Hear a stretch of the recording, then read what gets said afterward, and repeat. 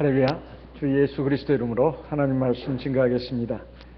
하나님의 말씀 히브리서 7장 24절 25절 말씀을 찾아서 봉독하겠습니다. 히브리서 신약성경 히브리서 7장 24절 25절 같이 읽겠습니다. 히브리서 7장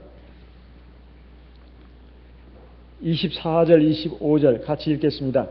예수는 영원히 계심으로 그 제사 직분도 갈리지 아니하나니 그러므로 자기를 힘입어 하나님께 나아가는 자들을 온전히 구원하실 수 있으니 이는 그가 항상 살아서 저희를 위하여 간구하심이니라. 여기 하나님의 말씀을 중심으로 해서 이 시간 같이 은혜를 받고자 합니다. 예수 그리스도가 누군가? 예수 그리스도가 누군가? 세상 사람들이 예수님을 4대 성인 중에 한 사람으로 보는 것에 대해서는 우리가 여러 번 살펴본 바와 같습니다. 예수님은 단순히 위대한 인류의 스승으로만 자리매김할 수 있는 분이 아니다 하는 것입니다. 예수님은 바로 천지 만물을 창조하시고 사람을 지으시고 그 모든 것들을 주관하시는 참 하나님이시다 하는 것을 우리가 잘 알아야 되겠습니다. 이런 참 하나님 예수 그리스도가 우리를 구원하기 위해서, 이 세상 모든 사람들을 구원하기 위해서 오셨는데 그분을 우리는 구주라고 하기도 하고 참 하나님이라고도 합니다. 로마서 9장 5절 말씀을 보겠습니다. 로마서 9장 5절. 로마서 9장 5절 말씀을 같이 읽어보겠습니다. 로마서 9장 5절 말씀 같이 읽어보겠습니다. 로마서 9장 5절 같이 읽겠습니다.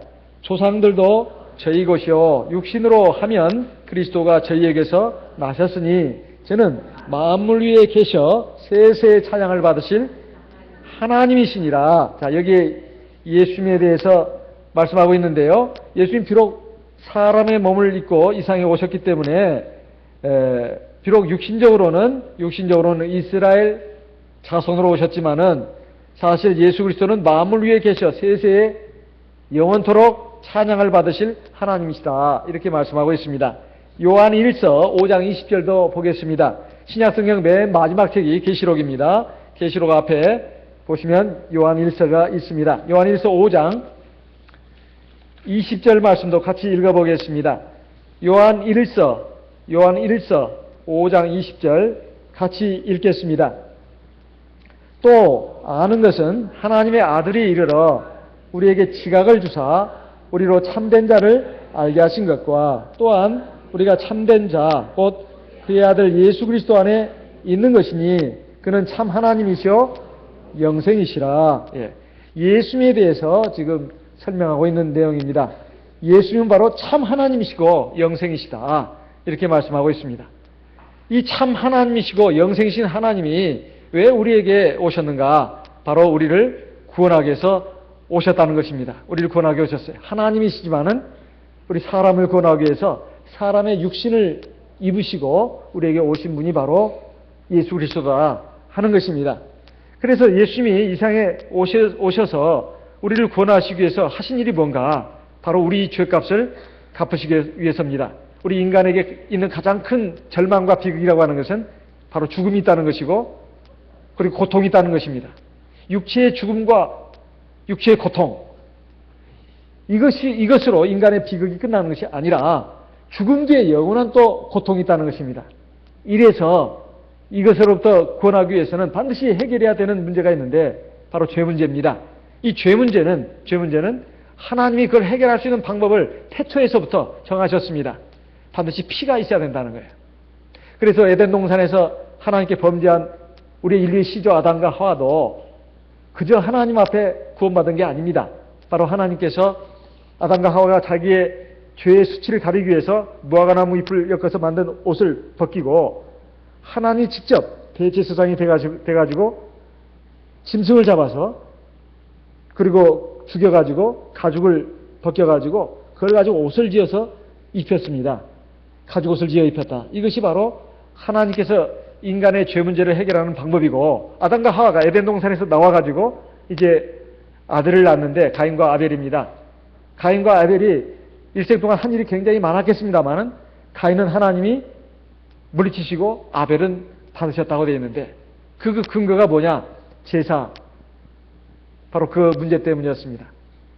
가인은 그냥 땅에서 나는 곡식으로 하나님께 제사를 드렸고 아벨은 양과 그 첫 기름으로 하나님 앞에 제사를 드렸습니다. 하나님께서 가인과 그 제사는 물리치시고 아벨과 그 제사는 연락하셨다. 기쁘게 받으셨다. 이렇게 되어 있습니다. 성경은 우리의 구원을 위한 책입니다. 그저 문학, 역사, 철학, 사상, 윤리, 도덕을 위한 책이 아니라 우리의 구원을 위해서 주신 책입니다. 그래서 사실 우리의 구원과 관련된 말씀을 기록한 것이 바로 성경입니다. 아담과 하와 그리고 그의 뒤를 이은 가인과 아벨이 하나님 앞에서 무려 한 900년 가까이 900년 이상을 살았는데 그들이 이 세상에서 하는 일이 굉장히 많았을 텐데 딱 그거 하나만 기록해 놨습니다. 그것은 바로 하나님 앞에 나가는 데 있어서 죄 문제를 해결하려면 어떻게 해야 되느냐? 제사를 드려야 된다는 겁니다. 근데 제사도 곡식 제사는 안 됩니다. 바로 피 흘리는 제사가 된다는 거예요. 이것은 하나님이 그렇게 정하신 것입니다. 하나님이 정하신 것이에요. 피 흘림이 없이는 죄사함이 없다고 그래서 히브리서에도 말씀하고 있는 것입니다. 히브리서 9장 말씀을 보겠습니다. 히브리서 9장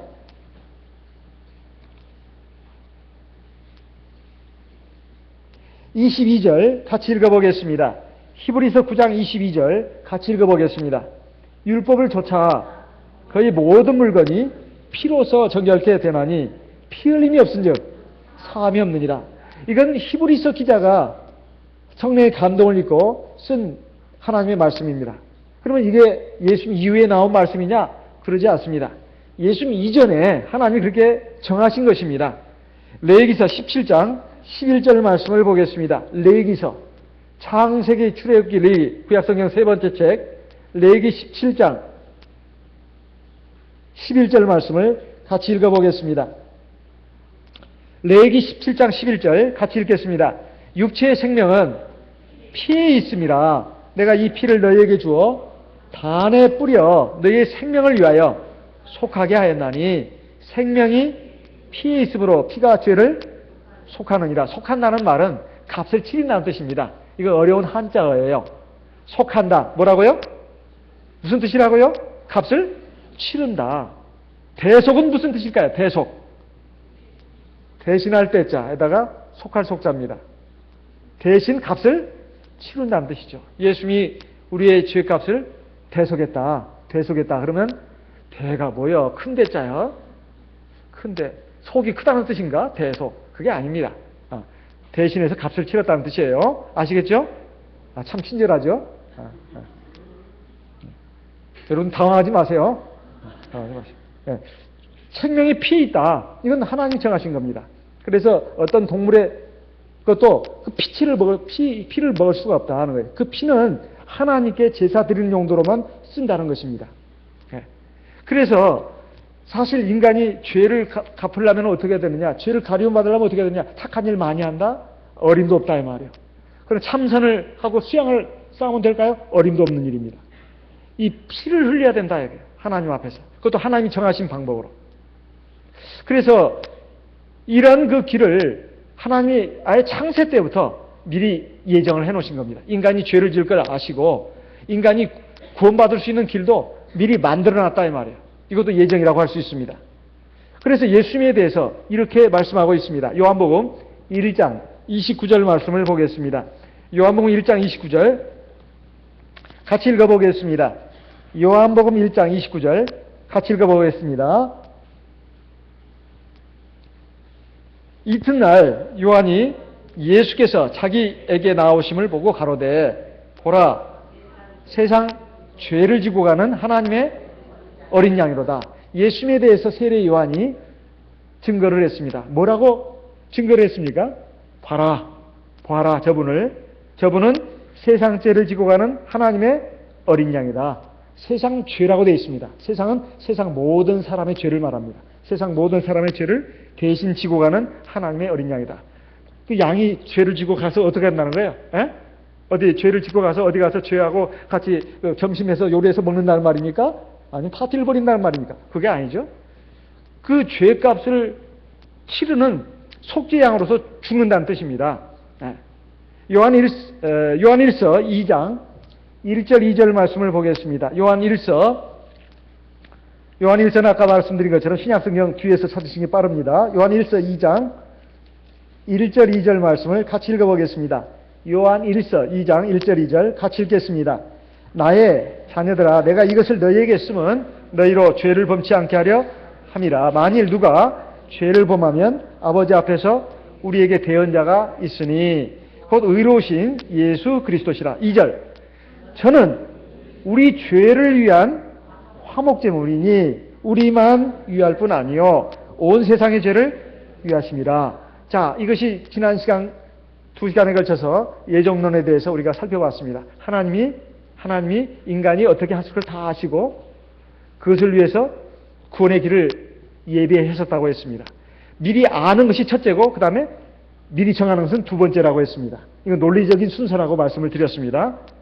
그러면 하나님께서 인간이 죄를 지을 걸 아시고 구원의 길을 또 이렇게 만들어 놓으셨는데, 그럴 때 칼빈의 예정론에 의하면, 칼빈의 예정론에, 기독교에서, 일반 개신교에서 아주 정통 이론으로 꼽고 있는 칼빈의 예정론에 의하면 예수님은 하나님의 택하신 백성들만을 위해서 죽으셨다는 것입니다.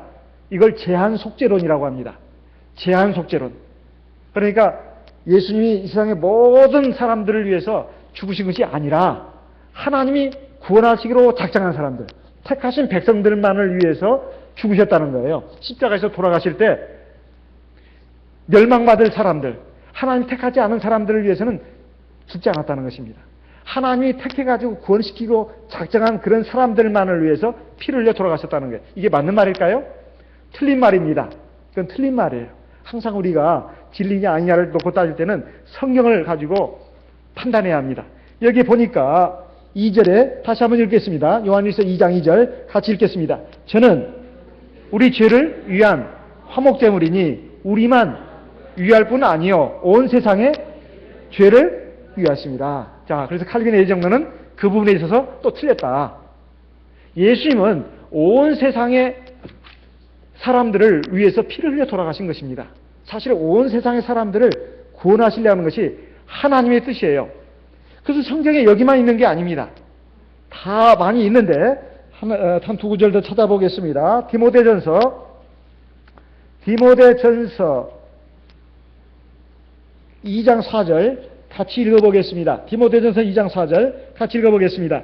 하나님은 모든 사람이 구원을 받으며 진리를 아는 데 이르기를 원하시느니라. 자, 그러면 또 요한복음 3장 16절 우리가 잘 알고 있습니다. 우리 같이 그냥 암송할까요? 요한복음 3장 16절 시작. 하나님이 세상을 이처럼 사랑하사 독생자를 주셨으니 이는 누구든지 저를 믿는 자마다 멸망치 않고 영생을 얻게 하려 하심이라. 하나님이 세상을 사랑하사 그랬단 말이에요. 그렇죠? 세상을 이처럼 사랑하사. 세상이 누구예요? 세상 모든 사람들을 말합니다. 세상의 모든 사람들을 사랑해가지고 십자가에서 피를 흘려 돌아가신 것이지 구원받을 만한 사람들을 위해서 돌아가신 것만은 아닙니다. 당연히 구원받을 사람을 위해서 돌아가신 건 맞습니다. 세상의 모든 사람들의 죄값을 치르기 위해서 돌아가셨다 이 말이에요. 그러면 세상 모든 사람들이 다 구원받는 거 아닙니까? 그건 아닙니다. 아무리 좋은 옷을 만들어가지고 그 쇼윈도에 마네킹에다 입혀놨고 그 밑에다가 이건 무료 공짜입니다. 누구든지 원하는 사람은 가져가서 입으세요. 그렇게 해도 엥? 에이 마네킹이 벌써 마음에 안 들어. 대머리에다가 그리고 또 키도 그렇게 크지도 않고 그래서 마음에 안 든다 이게. 그리고 너무 날씬해. 그래서 기분 나빠. 안 입어. 그러면은 이건 자기 옷이 안 되는 거죠. 아무리 좋은 옷이고 공짜 옷이라고 하더라도 마찬가지입니다. 하나님께서 우리를 위해서 구원의 옷을 만들어 놨는데 에이 뭐 그거 가지고 무슨 뭐 구원을 받는다고 그래. 아니 나는 그런 거 관심 없어. 나는 신하고는 취미가 안 맞아. 그래가지고 그냥 싫어한다면 그 사람은 구원하고 상관이 없는 사람이 되는 거예요. 그냥 그 사람은 세상에서 짐승처럼 살다가 육신의 정욕대로 살다가 쾌 죽으면 꽥 하고 저기 어디로 들어가죠? 어디로요? 지옥의 형벌로 들어가는 거죠. 네. 그래서 데살로니가 후서 2장에는 이렇게 말씀하고 있습니다. 같이 읽어보겠습니다. 데살로니가 후서 2장 데살로니가 후서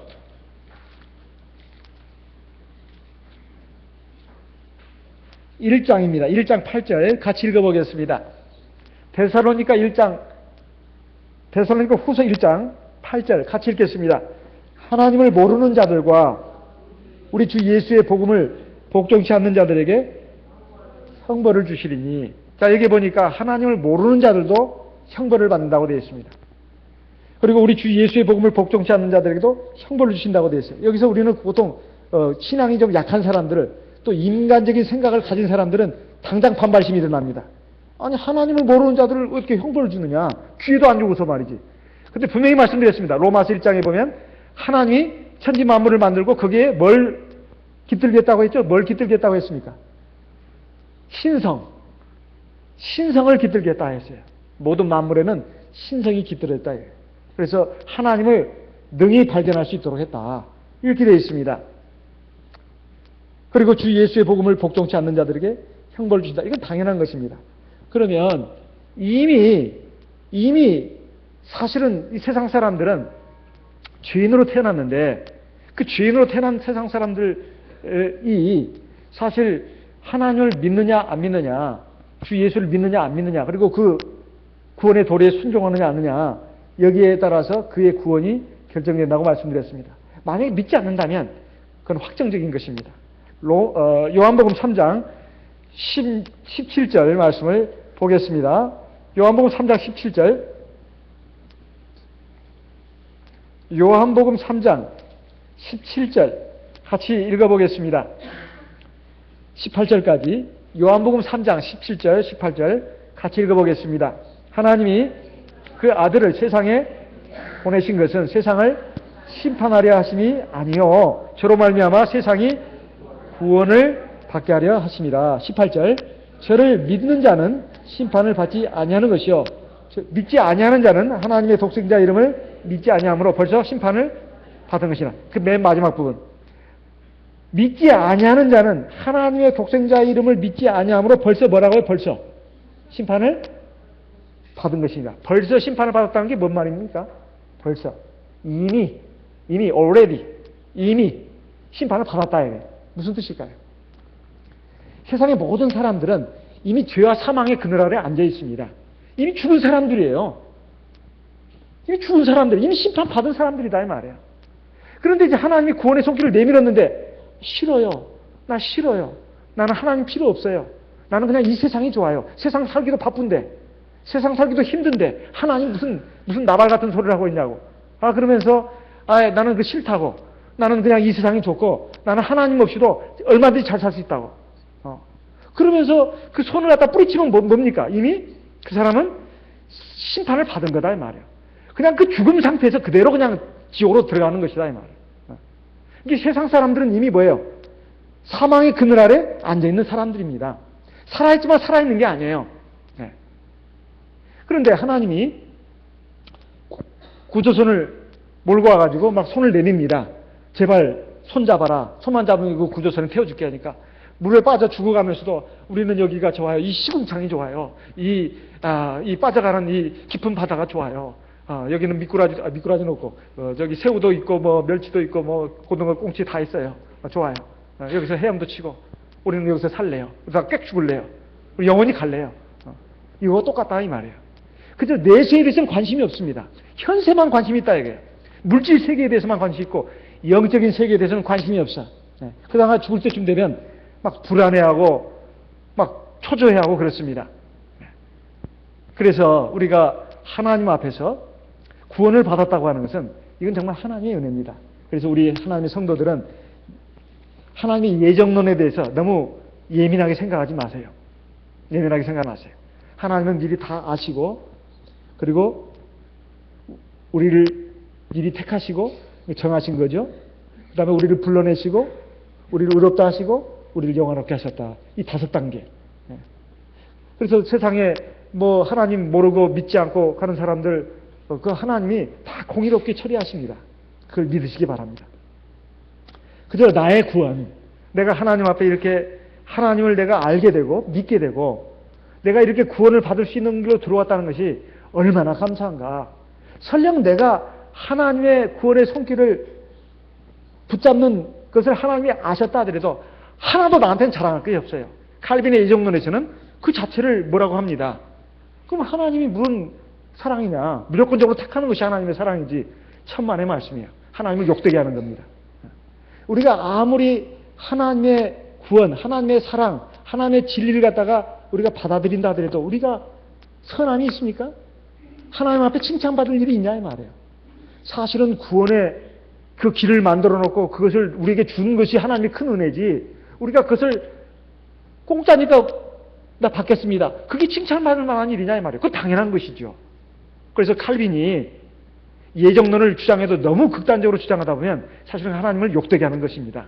욕되게 하는 거예요. 엿장수 마음대로라고 하나님이 무조건 구원받을 만한 사람을 미리 아무 기준도 없이 택하고 그리고 버리고, 그거 아니다 이 말이에요. 하나님이 누가 하나님을 믿을 것인지 그리고 그것을 받아들일 것인지 아시고 기회를 주신다는 겁니다. 기회를 주셨다 해서 그리고 손을 잡았다 해서 구원이 확정된 게 아닙니다. 이스라엘 백성들이 아무리 하나님이 택한 백성이라 하더라도, 그래서 출애굽했다 하더라도, 홍해바다를 건넜다 하더라도 광야 길 40년 동안에 어떻게 됐죠? 하나님을 불신앙하고 하나님 앞에 불순종함으로써 어떻게 됐습니까? 거의 다 멸절했습니다. 여호수아 갈렙 빼고는, 모세, 여호수아 갈렙 빼고는 1세대들은 청멸했어요. 그리고 광야에서 태어난 2세대들만 가나안 땅에 들어갔습니다. 하나님의 백성들 마찬가지. 아무리 예수 믿고 물과 성령 거듭났다 해서 다 구원받는 건 아니다. 하지만 다 구원하기로 작정하고 하나님이 택하신 것입니다. 그 다음에 우리의 태도가 또 문제다 이 말이에요. 우리의 구원은 이미 확정됐어. 그러니까 내가 아무렇게나 살아도 되고 내가 더 이상 하나님 잘 안 믿어도 돼. 천만의 말씀이에요. 그래서 히브리서 4장에 이렇게 말씀하고 있습니다. 히브리서 4장 같이 읽어보겠습니다. 히브리서 4장, 히브리서 4장 1절 같이 읽어보겠습니다. 히브리서 4장 1절. 그러므로 우리는 두려워할지니 그의 안식에 들어갈 약속이 남아있을지라도 너희 중에 혹 미치지 못할 자가 있을까 합니다. 그러니까 아무리 하나님의 안식, 천국에 들어갈 약속을 받은 성도라 할지라도 거기에 꼴이 나지 못할 그런 사람이 있을까? 그게 염려가 된다. 그러니까 그걸 두려워해라. 두려워해라. 자, 그래서 히브리서 4장 9절, 11절 같이 읽어보겠습니다. 히브리서 4장 9절. 그런즉 안식할 때가 하나님의 백성에게 남아있도다. 11절. 그러므로 우리가 저 안식에 들어가기를 힘쓸지니 이는 누구든지 저 순종치 아니하는 돈에 빠지지 않게 하려 합니다. 여기 순종이라는 말이 나옵니다. 사실 하나님이 우리를 로봇으로 만들었다면 순종이란 말이 불필요한 말입니다. 순종이라는 말은 자발적인 의지, 자발적인 선택, 이걸 전제로 해서 나오는 단어입니다. 아니, 기계한테 순종한다 이런 말을 쓸 수 있습니까? 주인 마음대로인데 버튼만 누르면 착각착각 움직이는데 로봇처럼 무슨 순종이 필요하냐 이 말이에요. 순종이라고 하는 것은 자발적인 의지, 이성을 가진 그런 사람에게 해당되는 말입니다. 그러니까 아무리 예수 믿고 물과 성령으로 거듭나서 하나님의 구원받은 백성이 됐다 할지라도 그 뒤에도 믿음과 순종이 있어야 된다 이 말이에요. 그 믿음과 순종이라는 말도, 믿음이라는 말도, 순종이라는 말도 자유로운 선택 의지를 가진 인간에게만 해당되는 말입니다. 그저 본능에 의해서 또는 기계처럼 움직이는 로봇이나 애완동물에게는 해당되지 않는 말이에요. 인간에게만 믿음 또는 순종 이런 말이 해당되는 말입니다. 이미 하나님이 정했다가 같으면 이건 뭐 그냥 무작정 믿게 돼 있는데 그게 어떻게 믿음이 되겠냐 이 말이에요. 이미 하나님이 그렇게 만드신 것인데. 그래서 이런 엉토닥토하는 예정론에 빠져서는 안 되겠다는 거 우리가 알아야 되겠습니다. 자, 이런 예수님이 바로 세상죄를 지고 가는 어린 양으로서 우리에게 오셨는데, 그러면 십자가에서 예수님이 돌아가셨습니다. 그때 예수님이 신분이 뭡니까? 금방 했습니다. 세상죄를 지고 가는 하나님의 뭐요? 어린 양입니다. 돌아가신 거예요. 그리고는 무덤에 들어가셔가지고 3일 동안 계셨습니다. 돌무덤에. 그리고 살아나셨어요. 살아나셨어요. 제자들과 한 40일 정도 같이 있었습니다. 그리고 여러 가지 하늘나라에 관한 말씀을 전하고 가르치시고, 그리고는 제자들 보는 가운데서 하늘로 올라가셨습니다. 그리고 하늘로 올라가셔서 어디에 가셨을까요?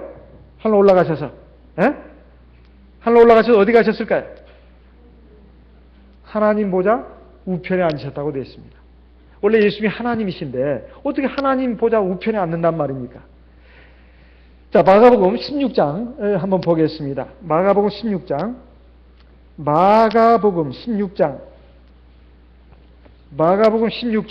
19절 같이 읽어보겠습니다. 마가복음 16장 19절 같이 읽어보겠습니다. 주 예수께서 말씀을 마치신 후에 하늘로 올리우사 하나님 우편에 앉으십니다. 이거 좀 이상하네요. 하나님 우편에 앉으시다니. 예수님이 하나님이니까 하나님 그 보좌에 앉으셔야지 왜 하나님 우편에 앉으신단 말입니까? 그럼 언제까지? 세상 끝날까지. 마귀가 완전히 패배하는 날까지. 마귀가 지금 완전히 패배한 가입니다. 마귀가 완전히 패배하는 날은 하나님이 이 세상을 심판으로 오시는 날, 마귀는 완전히 패배를 한다 이 말이에요. 그때까지 예수님이 하나님 보좌 우편에 앉아 계신다 이 말이에요. 그럼 하나님 보좌는 비었을까요? 아니요, 계십니다. 바로 예수님이 바로 하나님이고 하나님 바로 예수님인데, 그는 영적인 어떤 하나님의 경륜을 갖다가 우리에게 알려주기 위해서 이렇게 표현하는 것입니다. 히브리서 2장 17절 말씀을 읽어보겠습니다. 히브리서 2장 17절.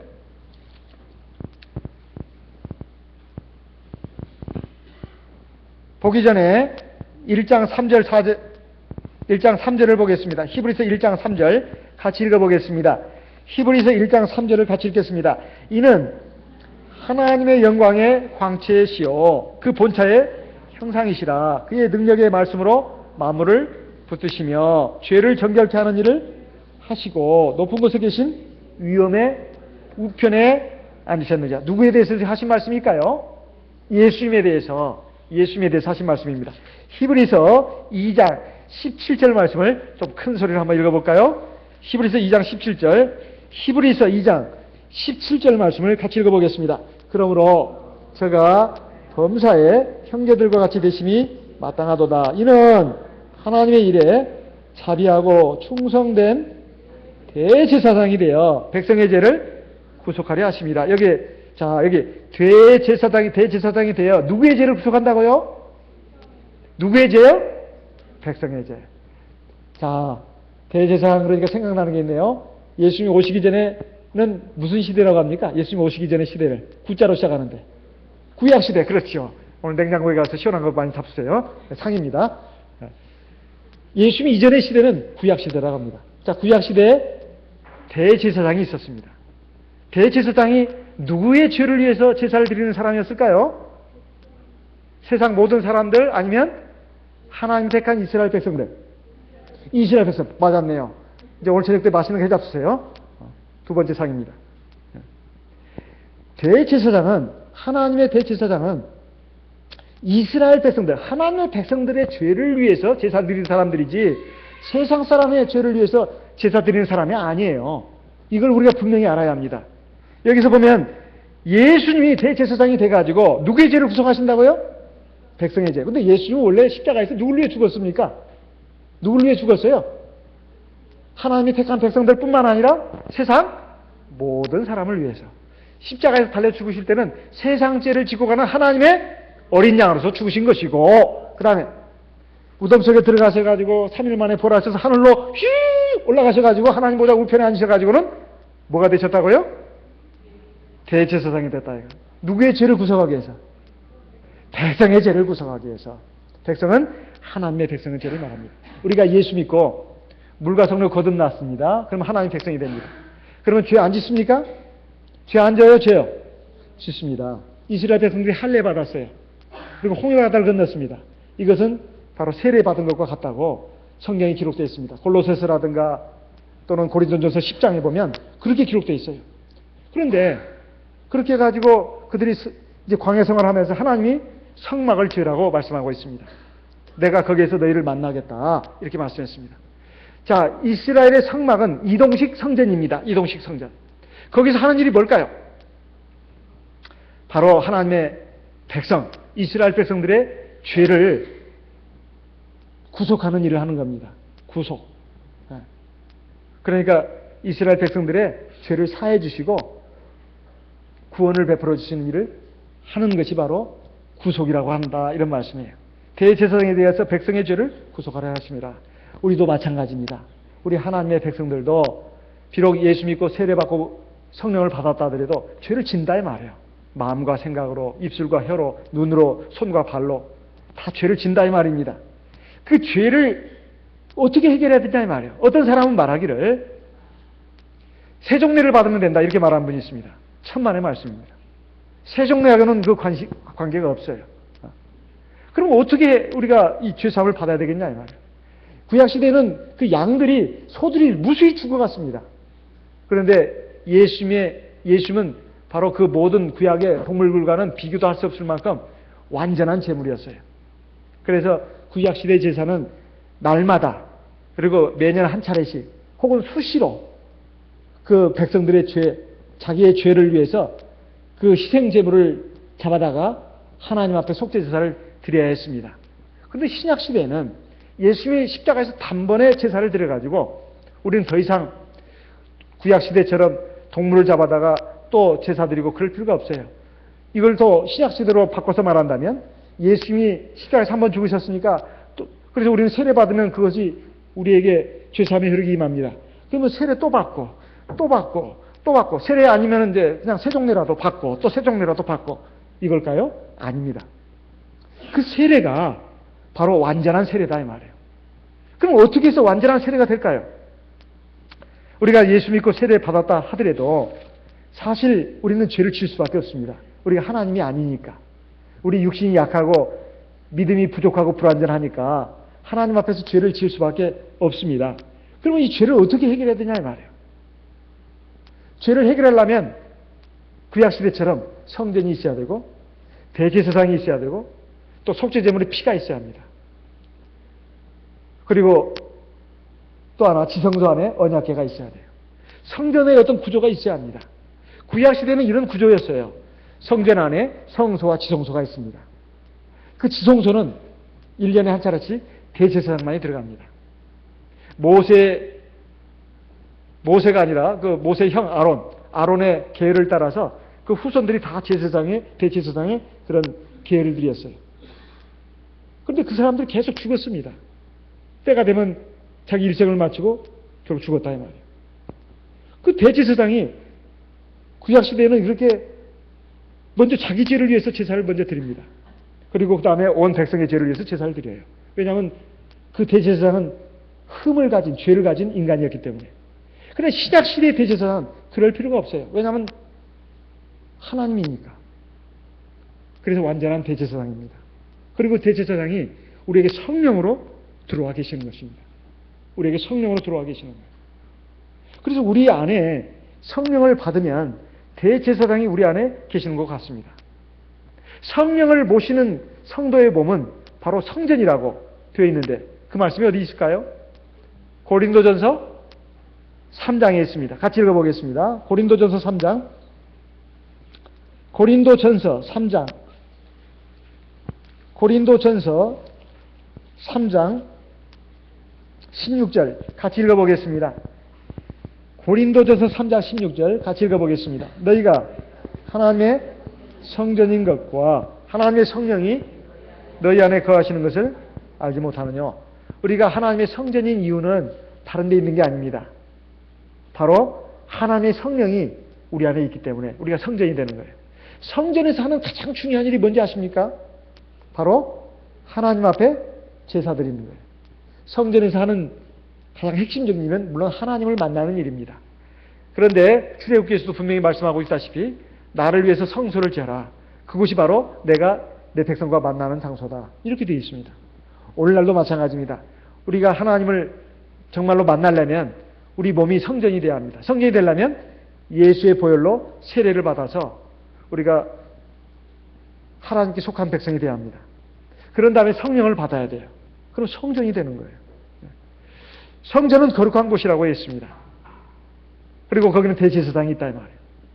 그리고 하나님의 법이 있습니다. 그리고 속죄제물의 피가 있다 이 말이에요. 그렇게 해서 제사가 드려지는 겁니다. 자, 그러면 우리가 예수 믿고 세례받고 성령 받아서 우리 몸이 성전이 됐다고 했습니다. 대제사장은 바로 성령이 바로 대제사장입니다. 속죄제물의 피는 뭘까요? 우리가 세례받을 때 받았던 예수의 보혈. 그 물이 바로 예수님이 십자가에서 죽으실 때 옆구리에서 흘러나온 그 물과 피. 그 물이 바로 예수님의 피를 상징하는 것입니다. 그래서 우리가 물세례 받으면 예수의 피가 우리 몸에 흐르는 것이다 이 말이에요. 자, 대제사장 성령이 계시고, 그리고 예수의 세례 받을 때 예수의 피가 있고, 또 하나님의 언약궤가 우리 신비의 마음판에 새겨져 있다고 히브리서 8장 10절 같이 한번 읽어보겠습니다. 히브리서 8장 10절 같이 읽어보겠습니다. 또 주께서 가라사대 그날 후에 내가 이스라엘 집으로 세울 언약이 이것이니 내 법을 제 생각에 두고 저희 마음에 이것을 기록하리라. 그 다음에 히브리서 10장도 보겠습니다. 히브리서 10장 15절 16절 같이 읽어보겠습니다. 히브리서 10장 15절 16절 같이 읽겠습니다. 또한 성령이 우리에게 증거하시되 주께서 가라사대 그날 후로는 저희와 세울 언약이 이것이라 하시고 내 법을 저희 마음에 두고 저희 생각에 기록하리라 하신 후에, 자, 그러니까 우리 신약 시대에는 어떻게 하나님 앞에 속죄제사를 드리느냐. 하나님의 백성이, 세상 백성이 아닙니다. 하나님의 백성이 하나님 앞에 어떻게 속죄제사를 드리느냐. 첫째, 하나님의 성전이 돼야 돼요. 예수 믿고 세례를 받아서 하나님이 성전이 돼야 합니다. 그리고 대제사장 성령을 모셔야 됩니다. 성령은 선물로 주신다고 했어요. 그리고 하나님의 법, 하나님의 말씀을 우리가 늘 예배를 통해서 늘 우리 마음에 새겨야 합니다. 그리고 우리 몸 안에 이미 지성소가 있는 거예요. 이게 바로 하늘의 영적인 신령한 성전입니다. 그런 다음에 우리가 바로 대제사장 예수를 위해서, 예수 그리스도를 의지해서 기도를 하는 것이다 이 말이에요. 자, 그러면 히브리서 7장 아까 읽었습니다. 22절에서부터 한번 보겠습니다. 히브리서 7장 22절에서 25절, 히브리서 7장 22절에서 25절 같이 한번 읽어보겠습니다. 이와 같이 예수는 더 좋은 언약의 보증이 되셨느니라. 저희 제사장 된 자의 수요가 많은 것은 죽음을 인하여 항상 잊지 못함이로되 24절 예수는 영원히 계심으로 그 제사 직분도 갈리지 아니하나니 25절 그러므로 자기를 힘입어 하나님께 나아가는 자들을 온전히 구원하실 수 있으니 이는 그가 항상 살아서 저희를 위하여 간과하십니다. 우리가 이 말씀을 아무 뜻 없이 지금까지 막 읽었습니다. 그런데 성경을 읽을 때는 항상 앞뒤 연관성을 생각하면서 읽어야 합니다. 지금 히브리서는 뭘 말하고 있는 것이냐? 구약시대에는 하나님의 택한 백성들이 늘 성전에 가서 성막에서 제사를 드렸다 이 말이에요. 하나님의 백성들이. 그럼 신약시대에 하나님의 백성들, 성도들은 어떻게 속죄제사를 드려야 되느냐? 지금 이걸 얘기하고 있는 겁니다. 다시 구약시대로 돌아가서 동물제사를 드려야 되느냐? 아니면 그거 필요 없고 그냥 믿음만 가지면 나는 항상 죄사함 받은 것이냐? 일반 교회에서 말하는 것처럼. 그거 아니다 이 말이죠. 우리도 제사를 드려야 되는데 바로 성령이 대제사장이고 내가 제사장입니다. 성령이 대제사장, 내가 제사장. 예수의 이름으로 세례받을 때 받은 그 피가 우리 몸에 흐르고 있습니다. 그게 영원한 속죄제물의 피다 이거예요. 그리고 늘 예배 시간에 하나님의 생명의 말씀, 진리의 말씀을 듣습니다. 그것이 바로 언약궤예요. 언약궤. 그걸 근거로 해서 우리가 하나님 앞에 내 죄를 자복하고 첫째 시인하고 아 내가 죄졌구나. 내가 하나님 앞에 죄졌구나. 내가 죄인인 것을 시인하고 그 다음에 자백하고 그리고 하나님 앞에 죄 용서해 달라고 구하는 이 기도가 있어야 되겠다는 것입니다. 있어야 되겠다는 거예요. 요한일서 1장을 보겠습니다. 요한일서 1장 7절부터 보겠습니다. 요한일서 1장 7절 같이 읽어보겠습니다. 제가 빛 가운데 계신 것 같이 우리도 빛 가운데 행하면 우리가 서로 사귐이 있고 그 아들 예수의 피가 우리를 모든 죄에서 깨끗하게 하실 것이요. 여기까지. 여기서 우리라는 말이 지금 여러 번 나옵니다. 예? 우리는 세상 사람을 말하는 것일까요? 아니면 하나님의 성도들을 가리키는 말씀일까요?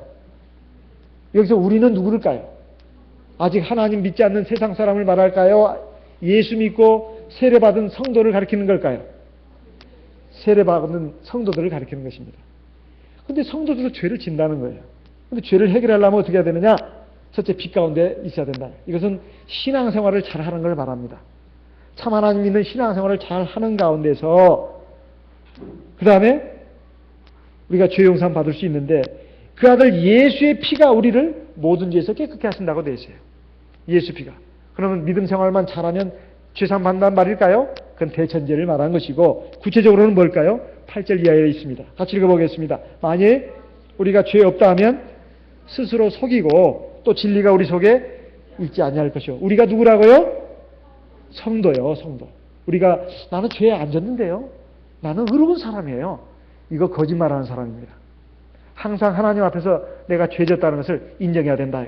9절 같이 읽겠습니다. 만일 우리가 우리 죄를 자백하면 저는 미쁘시고 의로우사 우리 죄를 사하시며 모든 불의에서 우리를 깨끗게 하실 것이요. 우리가 하나님 앞에서 우리 물과 성도 거듭난 성도가 하나님 앞에 기도하면서 하나님 내가 죄 졌습니다. 용서해 주십시오. 근데 어떤 성도는 말합니다. 내가 죄를 회개하려고 하는데 어떻게 회개해야 되는지 모르겠어요. 이런 말을 하는 분이 있어요. 하나님 말씀을 들으면서 거기에 부딪히는 부분은 그거 깨달으면 회개하시면 됩니다. 근데 그걸 잘 모르겠다 했을 때는 그냥 일반적으로 회개하는 것도 괜찮은 방법입니다. 하나님, 내가 마음과 생각으로 지은 죄 용서해 주십시오. 마음과 생각으로 지은 죄. 그리고 내 입술과 혀로 지은 죄. 우리 입으로 많이 죄를 짓잖아요. 입술과 혀로 지은 죄. 세 번째, 눈으로 지은 죄. 눈으로 많은 죄를 짓잖아요. 그리고 손과 발로 지은 죄. 해야 할 일을 하지 않고 해서는 안 될 일을 하는 거. 가야 할 길을 가지 않고 가서는 안 될 길을 가는 거. 이거 다 죄거든요. 손과 발로 짓는 죄. 그 다음에 그걸 또 완벽하게 커버할 수 있는 죄. 제가 하나님 알고 지은 죄 뿐만 아니라 모르고 지은 죄도 용서해 주십시오. 알고 지은 죄, 모르고 지은 죄. 결정적인 거. 죄를 짓고도 모르는 죄. 이렇게 하면 되지 않을까 싶습니다. 그러니까 천주교에서 몇십 년간 신앙생활 했던 분이 팍 치면서 아 그거네요. 제가 하나님 말씀을 듣고 깨닫는 죄에 대해서 회개하고 그러지 않는 부분에 대해서는 나는 죄가 없어요. 이러면 안 됩니다. 내가 마음과 생각으로 짓는 죄. 같이 해봅시다. 마음과 생각으로 짓는 죄. 마음과 생각으로 짓는 죄. 입술과 혀로 짓는 죄. 눈으로 짓는 죄. 손과 발로 짓는 죄. 알고 지은 죄. 모르고 지은 죄. 죄를 짓고도 모르는 죄. 됐죠? 자기 등은 못 보잖아요. 그죠? 주여 나를 숨은 허물에서 벗어나게 하소서. 다윗의 기도입니다. 시편 119편에 보면 주여 나를 숨은 허물에서 벗어나게 하소서. 자기 등은 뒷모습 못 보잖아요. 이렇게 하면 이렇게 기도하는 가운데 하나님이 나를 거룩하게 만들어 주십니다. 사실 이런 기도를 하는 사람은 점점 완성을 향해서 나가는 사람이에요. 우리가 하나님 앞에서 하나님을 닮아가고 하나님의 백성다운 백성이 되어가는 비결은 두 가지입니다. 하나는 같이 해봅시다. 믿음으로 성령을 의지해서 하나님 말씀에 순종하는 것. 이게 앞바퀴가 돼야 돼요. 자동차의 앞바퀴. 같이 해봅시다. 믿음으로 성령을 의지해서 하나님 말씀에 순종하는 것. 이게 앞바퀴고. 그 다음에 그게 우리가 다 되냐 이 말이에요. 우리 믿음이 부족하고 육신이 약하니까 우리 믿음이 부족하고 육신이 약하니까 그거 제대로 안 됩니다. 그러니까 꼭 죄를 지을 수밖에 없어요. 두 번째 단계가 있습니다. 같이 해봅시다. 믿음으로 대제사장 성령을 의지해서 회개 기도하는 것. 이게 뒷바퀴가 돼야 돼요. 이게 완벽한 것입니다. 그런데 앞바퀴가 분명히 믿음으로 하나님 말씀에 순종하는 거예요. 뒷바퀴는 믿음으로 회개하는 것입니다. 근데 믿음으로 순종하는 것이나 믿음으로 회개하는 것이나 내 힘으로 안 돼. 그래서 우리에게 누굴 보내주셨다고요? 보자로 시작하는데 세 글자입니다. 보자. 보자로 시작하는 세 글자. 보혜사. 그렇죠. 내일 점심 때 맛있는 거 사드세요. 상입니다. 보혜사 성령을 우리에게 주신 것은 우리가 하나님 말씀에 순종하는 것도 우리 힘으로 안 돼. 우리 연약함을 도와준다. 그래서 성령 기도를 많이 하면 하나님 말씀에 순종할 수 있는 힘을 주십니다. 그리고 진리를 깨닫게 해요. 두 번째, 우리 육신의 정욕을 이기게 합니다. 육신의 정욕을 이기게 해요. 세 번째, 마귀의 시험을 이기게 합니다. 네 번째, 하나님 말씀에 순종해서 성령의 열매가 맺히게 합니다. 이게 성령이 우리 연약함을 도와주시는 거예요. 그 다음에 또 하나, 뒷바퀴. 우리가 성령은 대제사장입니다. 의지해서 회개기도 하면 우리 죄를 사해 주신다 이 말이에요. 그러면 100점이 되는 거예요. 우리가 시험 봐가지고 80점은 맞았는데 20점이 틀렸어. 이제 하나님 나라는 100점이 돼가요. 20점은 어떻게 해야 돼요? 그 틀린 것을 다 다시 풀어야 합니다. 그리고 반달 표시해야 돼요. 그 틀린 것을 하나님 앞에 내놓고 하나님 용서해달라고 해야 합니다. 하나님이 우리 회개 기도를 보시고 그걸 다 맞다고 해주시는 거예요. 그렇게 해서 완전한 의가 이루어지는 거예요. 처음에는 20점, 30점짜리가 나중에 50점, 60점, 나중에 7, 80점, 90점, 100점. 100점은 우리가 그걸 다 맞춰가지고 100점 되는 것은 죽을 때까지 안 될지도 모릅니다. 그리고 어떻게 해야 돼요? 회개기도. 근데 엉뚱하게 이렇게 생각하는데 회개기도만 하면 된다. 아니에요. 그거 분명히 말씀드려요. 뒷바퀴예요. 앞바퀴가 뭐예요? 믿음으로 성령을 의지해서 하나님 말씀에 순종하는 것. 이게 앞바퀴예요. 뒷바퀴가 믿음으로 성령을 의지해서 회개기도하는 것. 이게 뒷바퀴예요. 이것이 완전한 믿음의 자동차입니다. 그렇게 해서 우리가 점점점 완성되어 나가는 거예요. 이것이 하나님의 의가 이루어지는 것입니다. 우리가 그렇게 나가기 위해서 바로 예수님이 이 제사장 직분이 항상 바뀌지 않는다. 이렇게 말씀하고 있는 겁니다. 로마서 8장을 보겠습니다. 로마서 8장.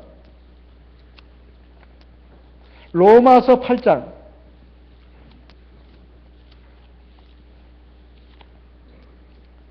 34절 같이 읽어보겠습니다.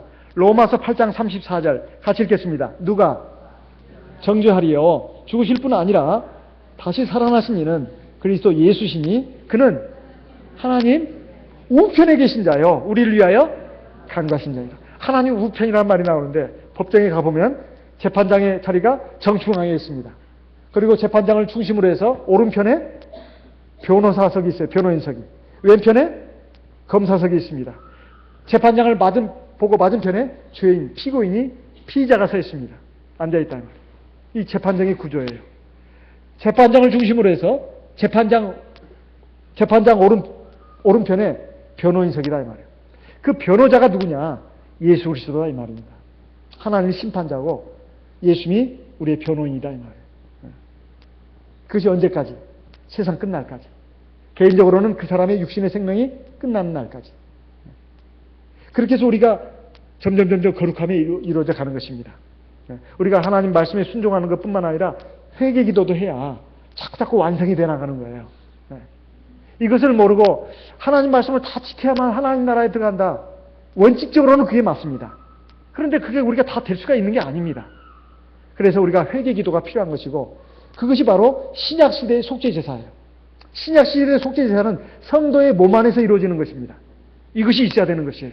이것이 구원의 하나님의 경륜입니다. 그래서 구약시대나 신약시대나 구원의 원리는 같아요. 구약시대와 신약시대는 구원의 원리가 같습니다. 다만 모양새가 바뀐 거죠. 구약시대는 눈에 보이는 성전, 신약시대는 눈에 보이지 않는 성전. 그걸 말하고 있는 것이 바로 히브리서입니다. 이것을 위해서 우리가 믿음 생활을 잘해야 된다. 히브리서 9장까지는 그 부분을 말하고 10장부터는 모이기에 힘써라. 이렇게 말씀하고 있는 것입니다. 히브리서 2장 1절 2절 말씀을 같이 읽어보겠습니다.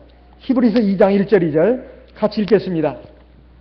히브리서 2장 1절 2절 같이 읽어보겠습니다. 제가 잘못 말했습니다. 요한 1서입니다. 요한 1서 2장 1절 2절 같이 읽어보겠습니다.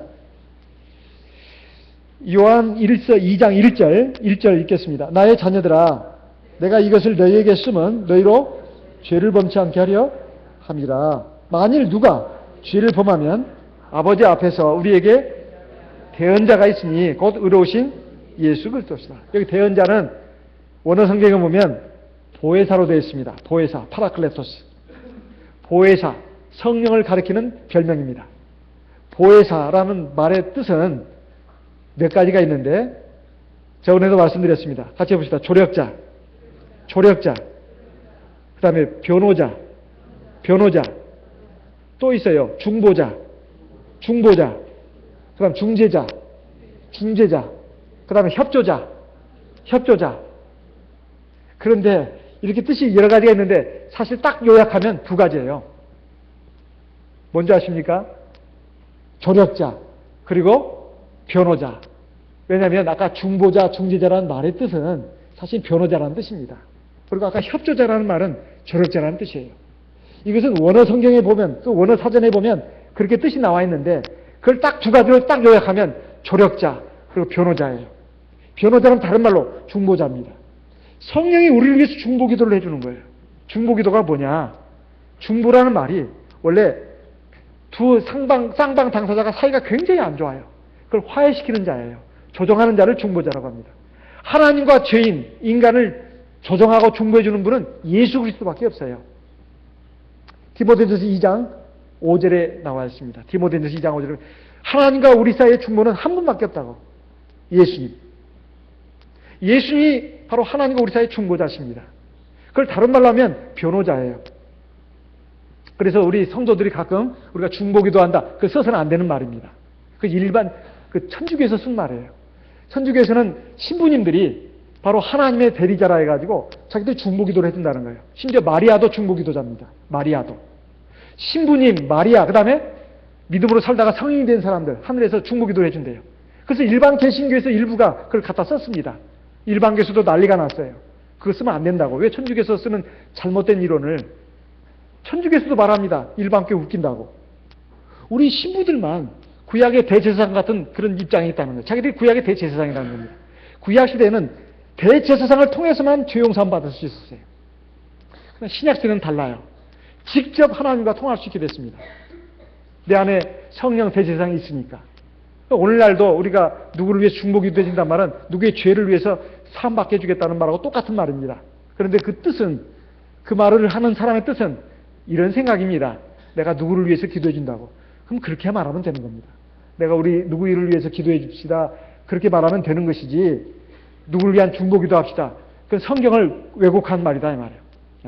그래서 우리 사람들은 쓸 수 없는 말이에요. 중보기도는 성령이 바로 중보기도입니다. 성령이 성도를 위해서 해주는 기도가 바로 중보기도지 우리 사람이 사람을 위해서 해주는 기도는 중보기도란 말을 안 씁니다. 대만이나 중국 그리고 전 세계 우리 참예수교에서 중보기도란 말을 쓰지 않습니다. 안 써요. 따이다오 대신 기도해준다. 이 말은 위에서 기도해준다는 말입니다. 중보기도란 말은 사람 어떤 형제가 누구를 위해서 기도해주는 말에는 절대 써서는 안 되는 말이다 하는 것을 우리가 꼭 알아야 되겠습니다. 어쨌든 우리는 성령이 우리의 중보자가 돼가지고 우리 죄를 위해서 기도해 주십니다. 뿐만 아니라 우리의 연약함을 도와주십니다. 그래서 정욕을 이기고 죄와 싸워 이기고 마귀의 시험과 싸워 이기고 세상의 고난과 환난과 싸워 이기고 또 하나님 말씀에 순종해서 성령의 열매를 맺게 하는 데 우리를 도와주십니다. 또 진리를 깨닫고 진리의 길로 갈 수 있도록 우리를 도와주십니다. 이게 조력자라는 거예요. 성령은 우리에게 보혜사인데 거기는 조력자라는 뜻도 있고 중보자라는 뜻도 있어요. 그 중보자가 뭐냐? 대제사장이에요. 대제사장. 이것을 우리가 명확하게 알아야 되겠습니다. 이것은 굉장히 중요한 진리입니다. 굉장히 중요한 진리예요. 우리가 이것까지 알았을 때 우리의 신앙의 그 기초를 튼튼하게 세우는 것입니다. 이러지 않고서 일반 교회처럼 오직 예수만 믿기만 하면 된다. 믿기만 하면 된다고 이렇게 하면 안 되는 것입니다. 우리가 믿은 후에 우리가 어떻게 할 것이냐. 바로 순종과 회개가 같이 가야 된다 하는 것을 우리가 꼭 알아야 되겠습니다. 오늘 이 시간 여기까지 생각하고 이 시간 들으신 말씀을 근거로 해서 하나님 앞에 기도하겠습니다. 우리 하나님 앞에 감사합시다. 우리 하나님 우리를 이렇게 사랑하셔서 우리에게 보혜사, 중보자, 성령 예수 그리스도를 우리에게 주셔가지고 우리의 연약함을 도와주시고 우리의 죄 문제를 해결할 수 있도록 이끌어 주십니다. 얼마나 감사한지 모르겠습니다. 우리가 이러한 것을 깨닫고 우리 하나님 앞에서 온전한 백성으로 온전한 하나님의 자녀로 성장해 갈 수 있도록 이끌어 주시옵소서. 우리 다 같이 기도하겠습니다.